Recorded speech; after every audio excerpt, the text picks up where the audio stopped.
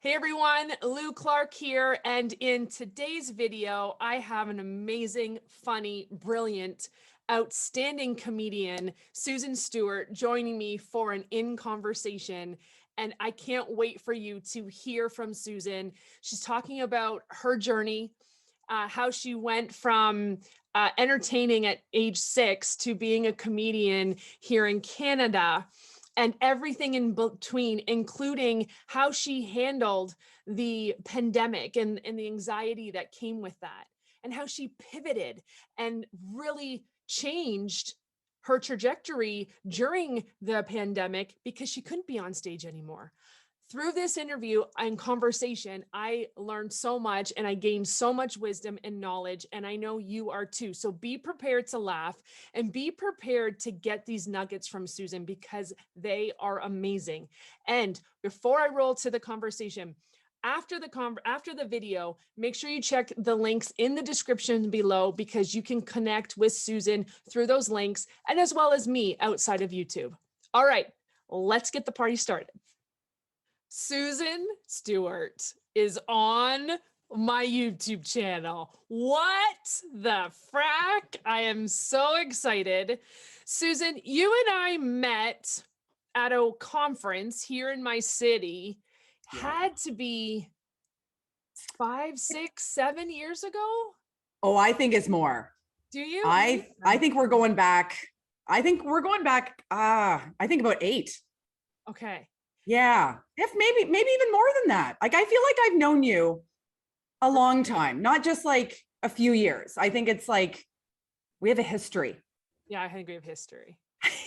You're one, like when I know you're coming to my town, I'm there. Like, I don't even care if I have to buy a conference ticket or whatever. I need to just show up wherever you're at because you make me laugh so hard. You make Roger laugh so hard. He is in the background. So if people are watching this and hear a masculine laugh, it's not like a satanic voice coming out of me. It's my husband laughing. So I'm just so excited you're here. And it's been a while since we've conversed, but it's so cool that we've kept in touch over the last 8 years. And the moment we reach out to each other, but the moment I said, hey, want to come on my YouTube channel show thing I have? You're like, yes, when are we gonna do it? I'm like, next Friday? You're like, sure. So I just appreciate you so much taking this time and investing it in our community. So I'm happy to be with you anytime. I love it. Yeah. And I did an intro for you in the beginning, but I want you to tell, how did Susan Stewart happen? How did she become the comedian she is? Because I don't know if you were a comedian right from when you were birthed, but like, share out with us some of your story. Well, I would say that I have always been, and I'm going to say driven, right? It's this inner, force. Like, I have been driven since I was a kid to entertain people and make them laugh.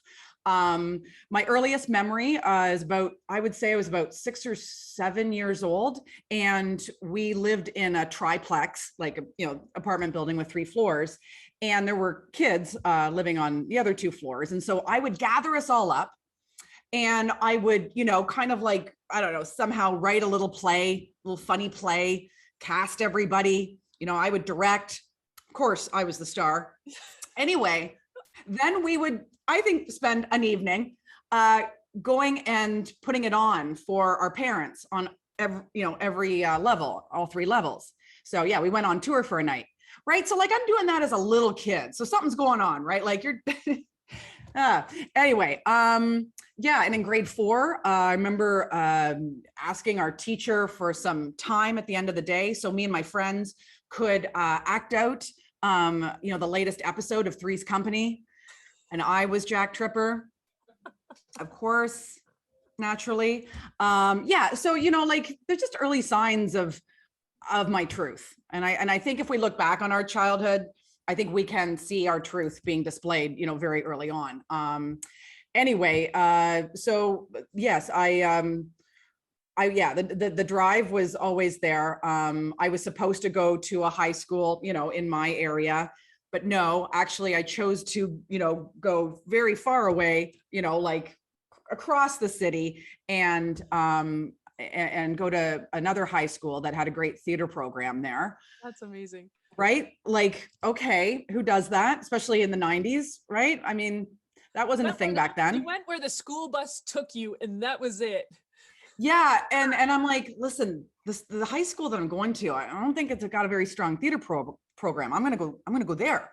Anyway, yeah, and then I in university studied theater. But what was interesting is, so I get this theater degree, and what they did was at the end, they would sit with you and have this like graduation interview.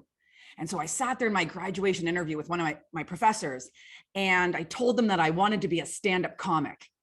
And you could just see the kind of, the disappointment and kind of like the horror in her face all at once. It was just kind of like, real pregnant pause there. Anyway, that interview wrapped up pretty quick. The poor lady was like, wow, we just wasted 4 years on her. That's great. Yeah, I moved to Toronto and got into stand-up comedy here in Toronto, and had absolutely no idea how horrifying and scary it was really going to be. So then I started doing open mic nights around Toronto. So that's kind of the story of me going into stand-up. For stand-up, did you have another job, or was this it and it's always been this?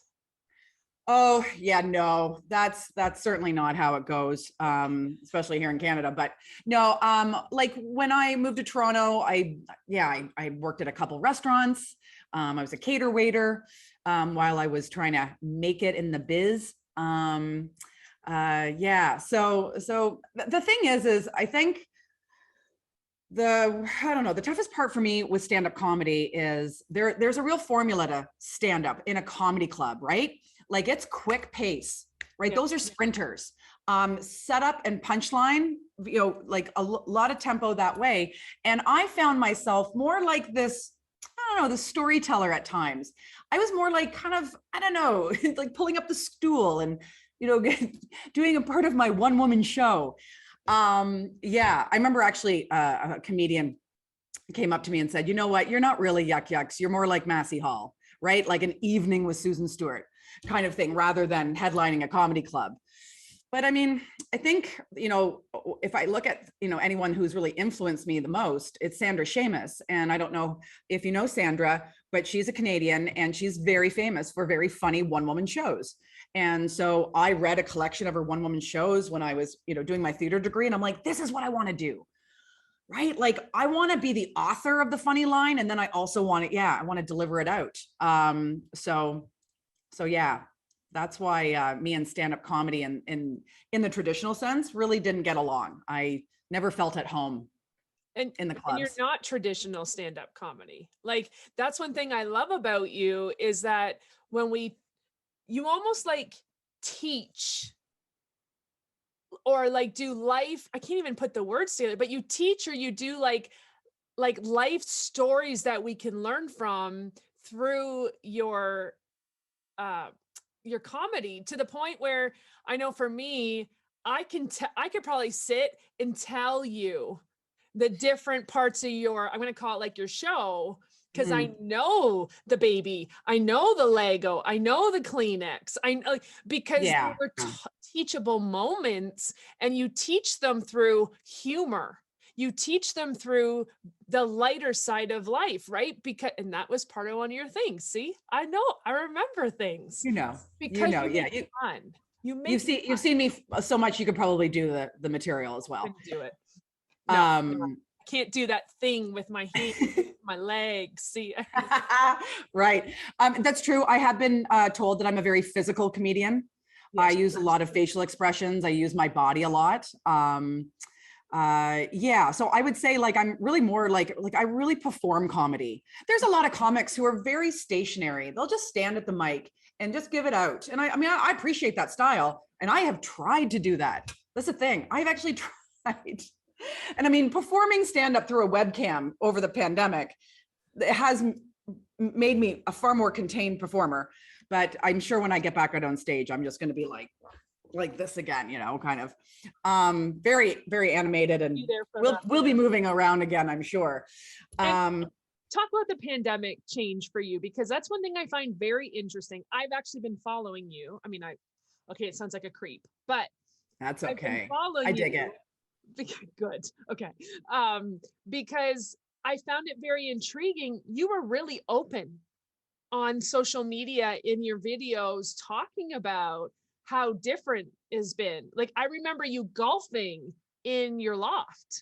I remember you like wearing the really cool shirts with funny short, like I'm on today, and you're like, you took us along for the ride. So I would love to hear from an artist perspective. COVID hit, WTF? Like, Yeah. I devastation is probably the best word to describe March and April 2020. I mean, just to watch all of the speaking engagements and, you know, the comedy bookings just evaporate, just fly out of my calendar. Yeah, so I would say the first thing was just shock, and then despair. okay. And it was interesting. Last summer, I wasn't in a very good place.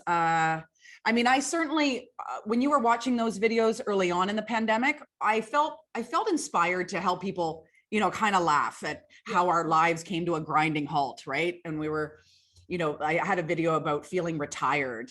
And I'm just like, oh, I just don't know where the day goes, right? You know, because now my day was like doing laundry and getting, you know, my cocktail ready at 4 o'clock, you know. So it certainly was at first, maybe in the midst of the shock and the despair, I was like, okay, let's get online and let's help the people. Let's see the humor in any of this. So that was maybe, you know, entertaining for a little while, but then last summer I like seriously went down the rabbit hole, and I was like, I don't think I am going to even attempt this whole virtual thing. I think, you know, as a comedian, as somebody who delivers really lighthearted, you know, talks at conferences, I just don't think this is the format for me. And so I seriously contemplated, you know, I don't know, whatever you want to call it, doing a sabbatical, you know, a hiatus, and just kind of, I'll see you guys later, you know, when I can get back on stage and do it for reals. And that's, yeah, so I cried a lot last summer, and that's where I was at. But then you did a pivot. I don't know, you know, Sarah, there's just a point in your, you know, in your misery, I guess, you know, you think to yourself, okay, you are fighting reality, right? You're waving your fist against life. And it was just a bunch of resistance.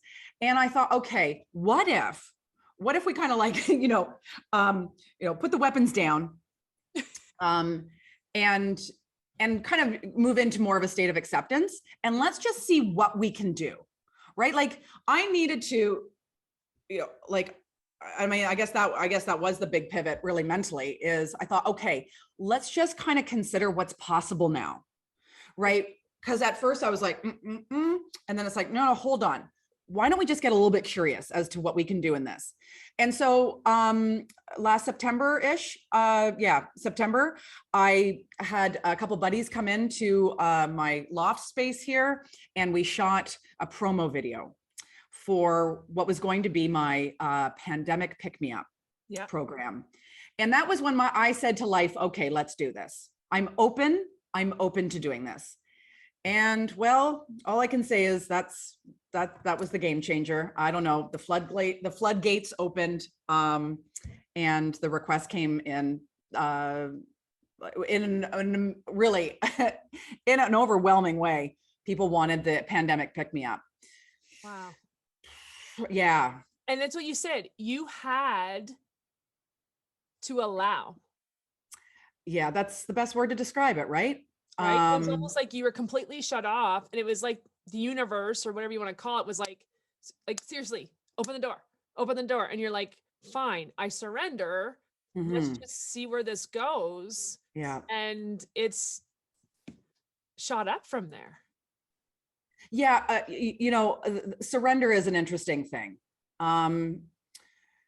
what can you say? No, what was it? Liz Gilbert said something like, giving up control, right? Because really that's what we're often doing. And when we're stressed out, we're often, trying to kind of control the uncontrollable and definitely control the future. And I think she said something like, and I'm just paraphrasing right now, but letting go of control is tough. But the thing is, you never did have control. All you had was anxiety. And I was like, that's it. Oh my God, that's it, right? Like we never are, in control, but we probably definitely do have anxiety. So yeah, I just thought, there is this idea of saying, fuck it, right? Just throwing up your arms and going, fuck it. I don't know if we can even swear on this show. You might edit that part out, but it is this letting go and just kind of, fearlessly, not fearlessly, because we always have some sort of fear, but courageously moving into the unknown. So there we go. So when you pivoted in September and Yeah. this all, you said the floodgates open, what is it besides this? Like, okay, I'm just giving it whatever, just Yeah. with it. Is there something else you learned maybe about yourself or about the situation where you're like, oh, maybe I didn't know I was strong, that like I wasn't as strong, or I'm stronger, or I'm funnier, or I'm brilliant? Like, is there something you learned? Well, I definitely learned the beauty of, again, we're talking about letting go of outcome. You see, when you're doing any kind of talk really, or comedy, in the virtual format, you really don't have the response from the audience anymore. So what I have found is there's so much beauty in just putting out the art. Yeah. And then totally letting go of outcome. Now I've been forced to let go of outcome, right? I can't really see many people. I can't hear many people. I usually have a few people unmuted to be my laugh track, but most people are muted. I can't read the room. I can't, I can't pick up on anything. The energy. Right? Like I can't tell if anything is landing. Well, simply put, I can't read the room. Right. And there's a beauty in that. Like really? I have to remember that being on stage and getting the response again, it's no utopia, right? Like I have to remember that there are people who sit there and look at me like I'm, I don't know, some kind of jerk, some kind of, crazy person. I have people who fall asleep. I have people who stare at their phones the whole time. I had one guy just sit back and read the newspaper once, right? So, and so I tell you, you want to talk about resiliency, not leaving the stage at some points was, now I do know I can do hard things. Oh right. So enduring that and like, kind of dealing with the response and handling that kind of outcome, that was, definitely tough. So I've seen what it's like to just put out the art and then log off and go, well, I don't know, but I definitely did what I've always done on stage. Right. It's just that there's no more caring about if they laughed, if they didn't, if they got it, if they didn't, if they think of it, So I'm a freak. Like you've tapped into something huge. I'm going to tell you, especially from an entrepreneur perspective, because we always care if we delivered enough, if we gave enough, if they got it. Even now, I do master classes through Facebook Live and I can see comments. Yes. But I get off and go, was I good enough? Yeah. Did I deliver that? Yeah. I should have said this. I should have done. But hearing what you're saying, you're right. I should log off and go, I did my job. Next. True. Right. Again, that's the uncontrollable, by the way. Like all you can control is what you put out into the world. Yeah. You can work at it. You can. I don't know what you're up to, but really that's it. We're always putting on the show. And then we just kind of have to walk away like we're on Zoom and go, okay, log off. I'm done. That was it, guys. I mean, you're logged off before you stand up and have no clothes on or something. I have So, pants on. I have pants on. oh, good. I got shorts on. I'm gonna be real with you people. Okay. I got the shorts on. Shorts. So the trick will be to take the stage again in the after times and try to have that mindset. Put it out there and then log off. Just let it be. Just let it be. I don't know. We'll see. It's tough, right? Because you're back in there, seeing everybody, and it is a very interactive experience. So we'll see how that goes. I think you're going to love it and you're going to do really well. I tell you though, I mean, just as I am, kind of coming around to the idea of doing this online, now I get to muddle through the anxiety of going back out there and standing on stage again. And it's interesting you say that, because where we are in Ontario, everything's just starting to open up. Yeah. And I see people like doing their selfies and they're like going out with the girls and they're all like getting dressed and they're all excited. And then 2 hours later, there's a selfie of them exhausted going, too many people. I've peopled too much. I had to come home. It's a thing, isn't it? Oh, like seriously, Lou, I'm not too sure what it's going to be like to have hundreds of people in front of me. I'm going to, like, honestly, I know one day I will find my groove again. I do know, like, I remember, okay, like it wasn't that long ago either. Yeah. But it's going to take a while to be able to absorb that energy once again and navigate response. Yeah, right. We haven't been inside with more than what, like our immediate family for the past 15 months. Imagine. I'm not going to know a soul. Well, we went out to dinner last night. Anyway, we went out to dinner last night and my son was working at the restaurant and we were sitting there and I'm like, I can handle this because people aren't close. And it's not a pandemic thing. Yeah. I'm not used to being around humans besides my 5 that I have here. Right. It's all interesting on where we're going. How can we use joy and laughter to break a little bit of that anxiety of being around humans again? Like, what are you going to do when they're like, okay, come, this is the place we want you, get on the stage next Thursday. Like, what are you going to do? How are you going to? First of all, Lou, I'm going to charge a lot of money to do that now. Like, you want me to go where? Like, I'm booked to go to Regina next May. I'm thinking about leaving very soon. That's going to take a long time. I got to get to the airport.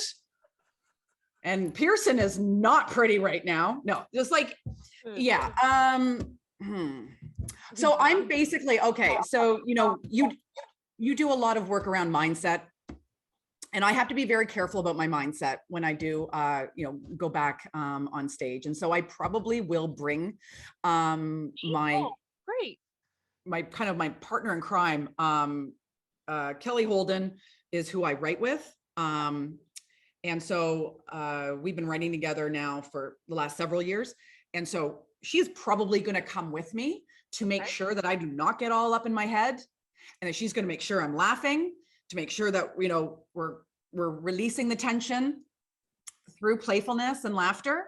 Okay. So for me, I think that social interaction, even if it's just the one, like if I have my buddy there to make sure that I'm maintaining perspective, I'm not taking it too seriously. Right.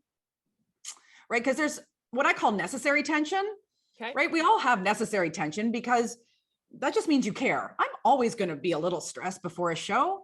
You're always probably going to be a little stressed before you do something, that's just the product of being passionate about wanting to, fulfill your potential and put out, be honest, good stuff. When it's time to come down into the studio and record, I actually don't want to do it. Yeah. Like, I'm like, it's hard. 7. Yeah. That I'm having conversations. Oh, I'm down here. I'm ready. Like, but when it's just me and the camera, I'm like, okay, do I really have to do that? Like, we don't. Right. Oh, I hear you, Lou. Every time I think, okay, let's record that little funny video for Instagram.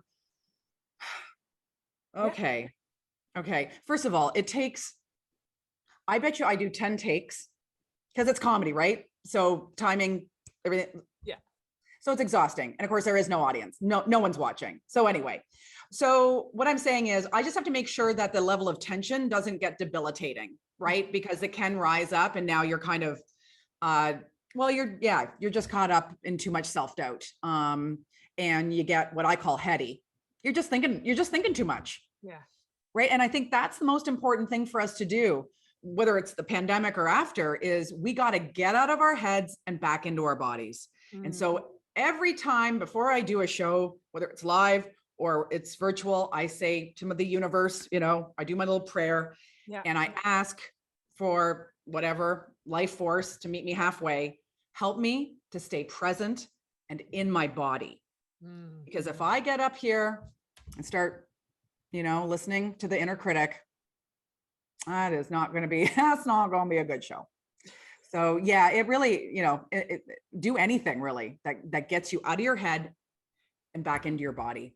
And when you start, like once I get down here and push the button, it takes a few minutes to warm up, but then I'm like, let's do 15 more. Like I'm in it because I've decided to get out of my head. So I love that you shared that.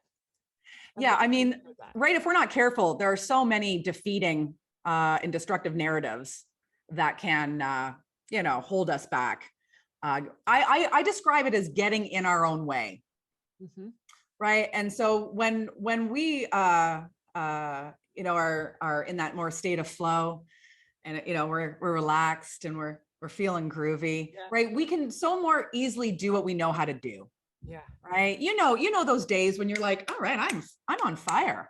Kind of everything's, not taking as long and you're making decisions. Your cognitive ability is great and you're creative and you got that idea. Right. And that's because you're essentially out of your own way. You're not too heady. But once we get all up in the head, that's when we get in our own way. And now it's really hard to do the things we know how to do. Yeah.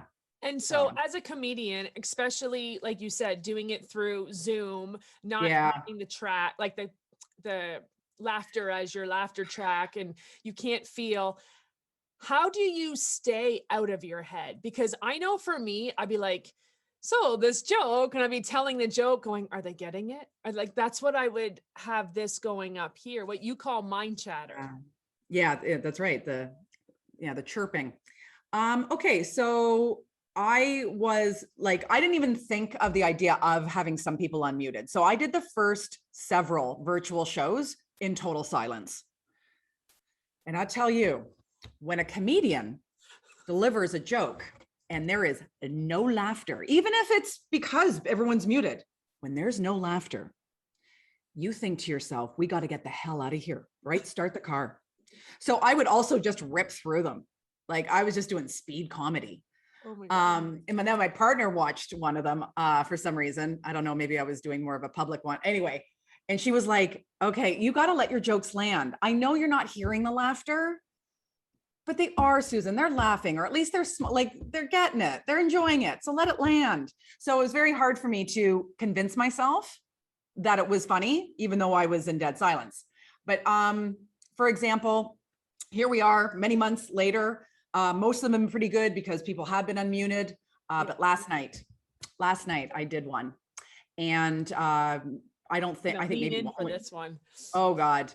So I asked people, usually it's already sorted out before the virtual event, but last night, I guess that didn't get talked about. I don't know. So I actually had to say to them right at the top, hey, if you happen to be in a room without the threat of a, barking dog or a screaming kid, unmute yourself. Let's make this fun. Let's get as real as it can be, Anyway, I think maybe one guy decided to unmute, and I really don't think he found me that funny.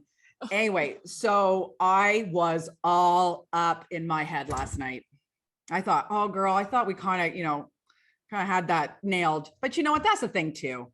Whenever it comes to mindset stuff or stuff, it's not this lovely trajectory that you're just like, wow, I'm really getting good at this. Oh my God, look at that. I'm almost perfect.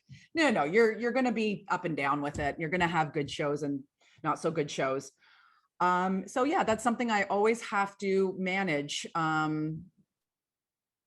because you can easily start doubting yourself. Yeah.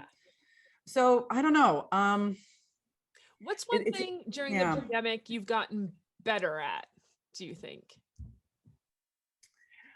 Um, like for comedy or just in No, just in general? life. Like, Because I've been focusing on my drinking, and I tell you, I am almost professional. No, I knew wish I you were was gonna kidding. say it. No, That's am I awesome. kidding? I'm sort of kidding. Anyway, Or not really. um, I'm proud to say, am I proud to say that I never did start to engage in sourdough starters. So I don't have that also to talk about. But what have I gotten good at in the pandemic? This is where we're going to Like, probably what do have you to feel edit like? because What? No, you're what good. have I got? What have I gotten? Like Hmm. video? Like what is like, or what's in your, Okay. like what's a Okay. new thing Thank you you. picked up? Like, do you know what I mean? Like what's, does it just in general? Everybody's like, the pandemic taught me, or I learned this during the pandemic. What's Susan's?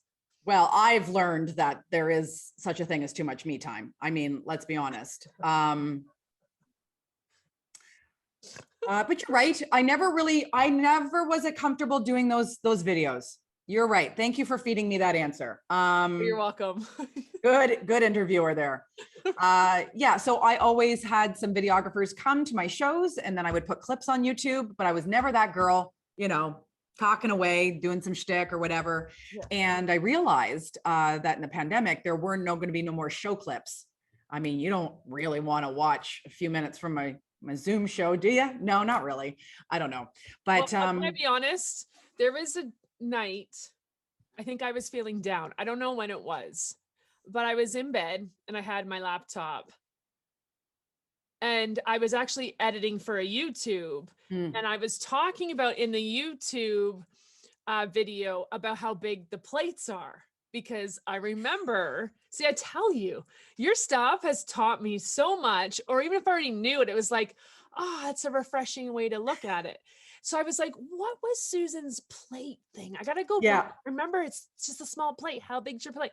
So I think I sat with my husband in our bed and watched like all of your reels from like 6-7 years ago. So there that are horrifies me, watching. by the way. What? Oh boy, that horrifies me. No, it was good. I can't watch anything. No, I can't watch a lot. Well, I actually can a little bit, but certain things. But it was interesting because there was one on your YouTube. I think it was YouTube. And I'm like, stop looking at the audience camera, people. I want to see Susan, because they would you and then the camera and then you. Yeah. People are watching because we all need that pick me up. And that's where we get it. Like when you do your Instagram stories and you're like talking and you're good and I'm waiting for the punchline and then the Insta script, it's over. I was like, I have to go back. When is it coming back? I need to see the end. Like people, what you're doing is working. You are touching people's hearts and heads and giving us this joy. Well, thank you. The irony, I'll tell you what the irony has been in the pandemic is that it's probably been the most fulfilling time in my career. I'm so glad that I dug deep and I didn't take the sabbatical. Or the hiatus, whatever you call it. Because even though it's been painful to do it online, I know that with the collective depression and the collective anxiety, it's been very, very needed. And I've almost felt a little bit like a superhero, kind of a call to arms, like I shall make the people laugh. And so when people were, of course I could see what was happening in the chat, or people would be messaging me after the show and saying, thank you so much for the laughs. Like, it's been so hard. Oh my God, I haven't laughed like that in months, whatever, that kind of thing. It's like, oh, wow. This is actually, I think, the most meaningful time in my career. Awesome. It's been wild. It's been very good for business. Yeah. I tell you, and you know what's been the most, another profound thing is I have never done comedy during a time where everyone is going through the same thing. I am going through the same thing as the people in the audience. That has been interesting. Yeah. Right. Usually I don't know what everybody's battling. Right. I don't know really what the hot topic is in their lives. But for the last 15 months, I have known. And that's been incredibly special. I mean, I felt like I've had a real free pass into everyone's hearts and minds. I know what's potent. I know what's relevant. I know what's going to land. Yeah. And I'm sad in a way. I'm kind of sad that it's kind of coming to an end. It's a real bittersweet thing.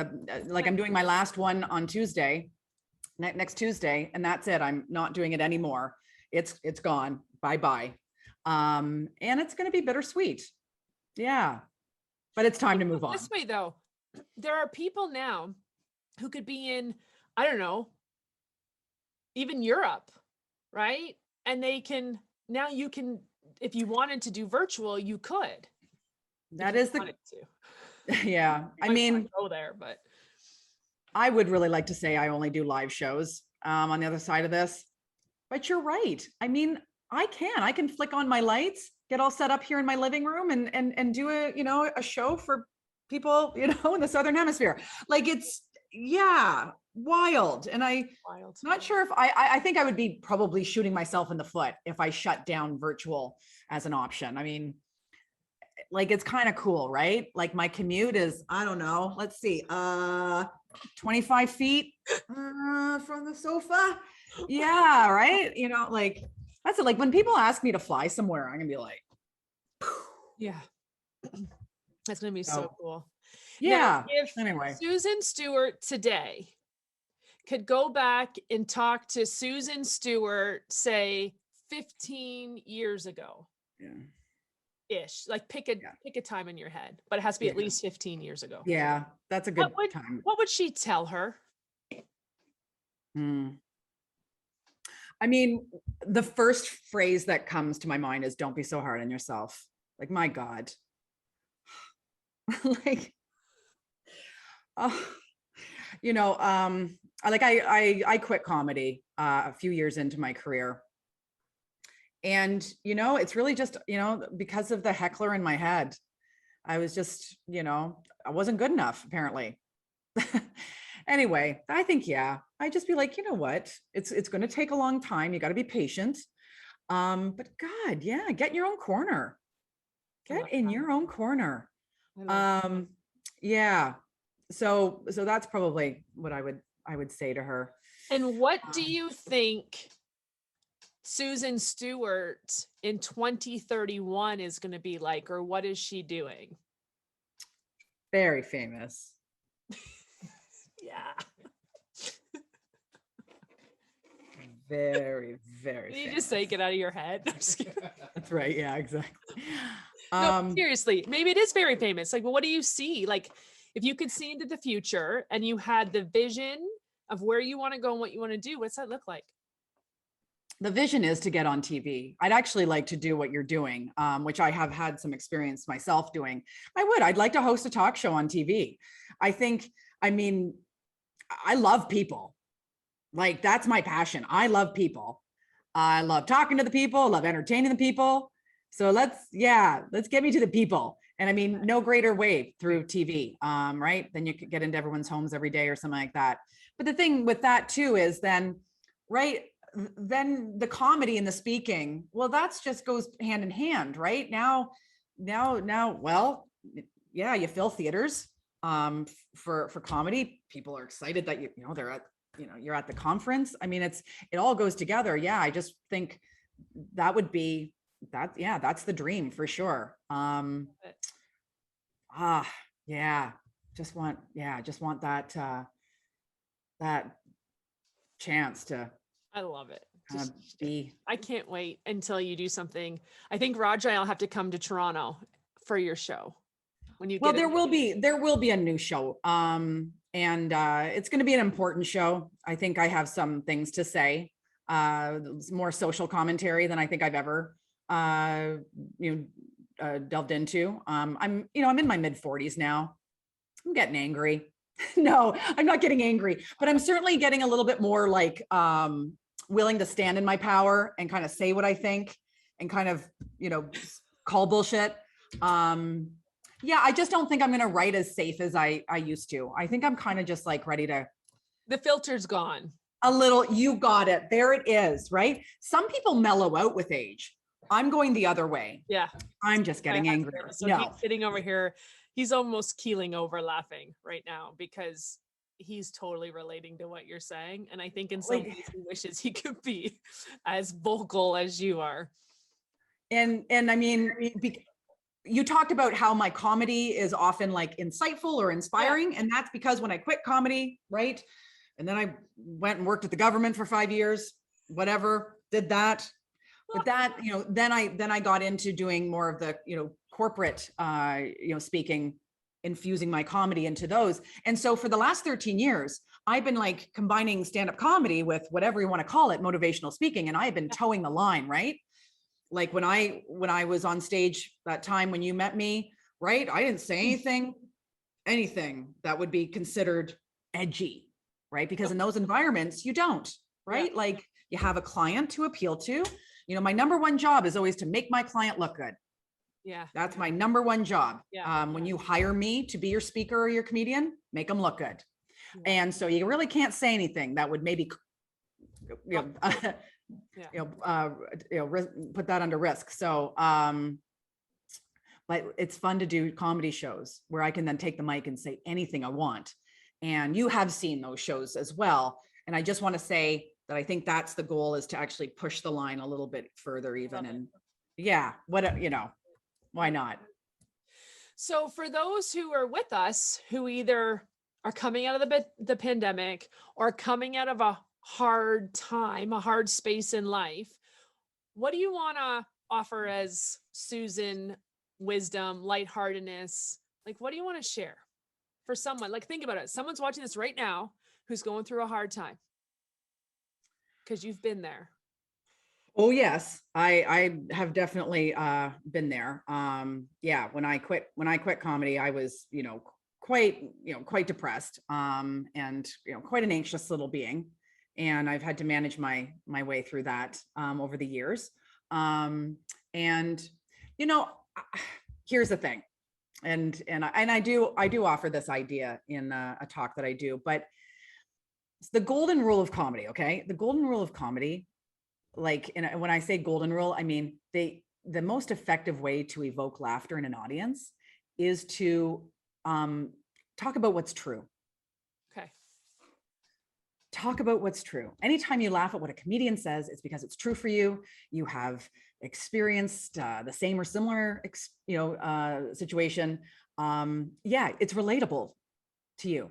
Okay, so that's the golden rule of comedy. I think we can all use the golden rule of comedy to kind of manage anxiety and feel better, even in times of adversity and uncertainty. So the idea is that when, I don't know, something happens, some challenge or some unexpected change happens, you remember the golden rule of comedy. You remember to focus on the truth. Love it. Right? And the truth is changes and challenges are natural, inevitable parts of being alive, right? You got to remember there are certain truths about life. What life has shown you about itself time and time again. So yeah, there's certain truths. I think if we just remember what's true about life, like, hey, nothing stays the same. What else?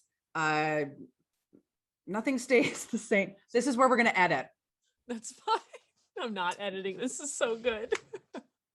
No, but that's the thing. Like we'll freak out a lot about when when a new set of circumstances come along and replace the ones to which we have become accustomed, right? It's like, what did you expect? No, nothing stays the same. In life, impermanence is the rule around here. And so if we focus on that truth, we go, oh, this change isn't a threat. It's just a natural, inevitable part of being alive. Yeah. And it goes back to your release control from the beginning of the video. A little bit. Like another one is discomfort. Is what is it? The ticket. Discomfort is the ticket to a meaningful life. Oh, it sounds a little bit better in the talk. I'm missing a word there. Discomfort is the price of admission. Okay, there we go. To a meaningful life. Meaning, if you're expecting life to be without stress, without difficult emotions, without failure, things like that. That's not the truth about life, right? You got to remember what's true, because if you're here for an easy ride, I mean, those really, like, what's a life without discomfort and difficult emotions and stress? I mean, to me, those are dead people's goals, right? Dead people are existing without stress and discomfort and difficult emotions. Oh my God. So, there's been a lot of talk about side effects lately. Yeah. And the last time I checked, discomfort, difficult emotions, stress are major and very common side effects of being human, right? So when you're like, I'm struggling, of course you are. That's the truth about the human experience, right? So rather than seeing it as a threat, you see it as a natural, inevitable part of being alive.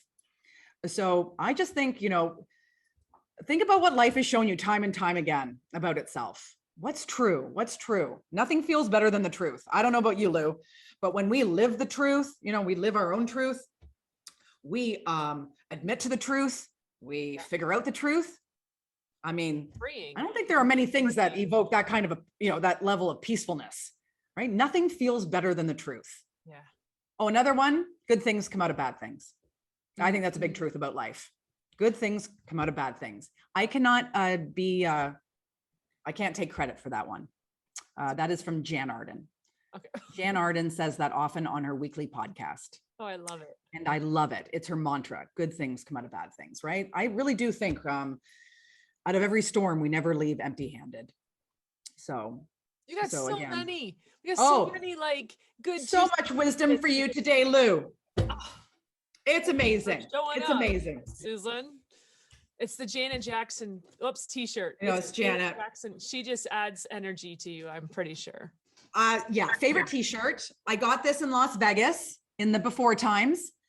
Janet had a very short residency at the MGM Park Grand place. Anyway, and it was amazing. So yes, that would be the last highlight, I think, of my life there. But what do you see happening for you for the summer? Are you going to be taking some time? I know you have a space out near the lake that you love to enjoy, which is not far from us, by the way. That's true. It is Huron County. I grew up in Kitchener. So Lake Huron is my cottage country. I mean, yeah, the Southwestern Ontario vibe is mine as well. I am definitely going to rest because, as I said, I'm doing my last pandemic thing next Tuesday, and then I'm going to fall down. I'm tired. The jokes are tired. The jokes are like barely relevant at this point. Thankfully, right? It's a good news thing. So that's why I say it's bittersweet. And I think gosh, what the hell am I going to say in the fall, by the way, Lou? Like, this is the thing. I had no idea. What? Like, what's going to be true? Because that's the golden rule of comedy, right? What's going to be true, and what messages do people, what's going to be relevant? What's going to be powerful? Who knows? So what I'm going to do is I'm going to rest. I'm going to read a shit ton of books on my iPad. I'm a self-help junkie, and I got a good 6 or 7 raring to go. Good.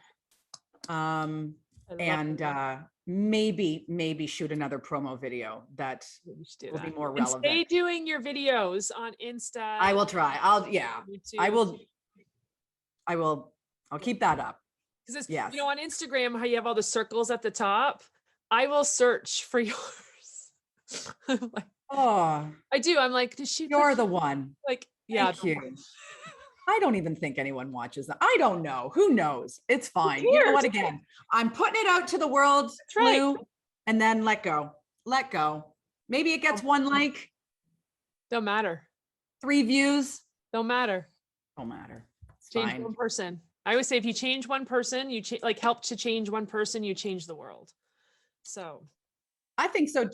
Yeah. I mean, we have to make sure we manage our ego throughout all this, right? Absolutely. I mean, my prayer before I do my show is always like, help me come from a place of service rather than ego, right? It's all about being a bright light.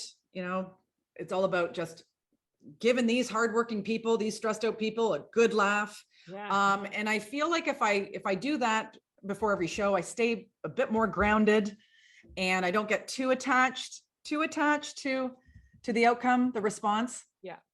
Sometimes it works, sometimes it doesn't, but I do, I work with that intention anyway. Yeah, for sure. This can't be about me. It's never going to work if it's all about me. Nope. And Nope. that's the whole point. I love it. Oh my gosh. Yeah.